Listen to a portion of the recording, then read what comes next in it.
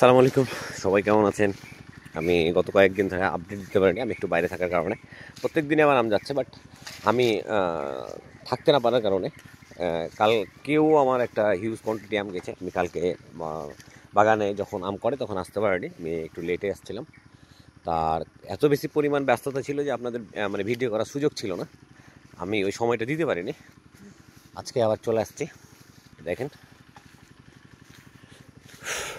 এখানে পাকাম টোয়ানো হচ্ছে। এই যা, এটা হচ্ছে আমাদের নিজস্ব আম, মানে শীর্ষাপাত। এটা হচ্ছে গাছ পাকাম। কালার দেখছেন?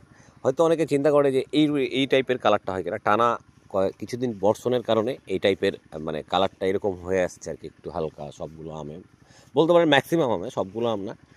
তবে আপনার আরও দেখাই তাহলে বুঝবেন। এই দেখেন, এগুলো হচ্ছে গাছ পাকা। আপনাদের দেখানোর চেষ্টা করতেছি। এই যে এই যে দেখেন, বৃষ্টির কারণে যে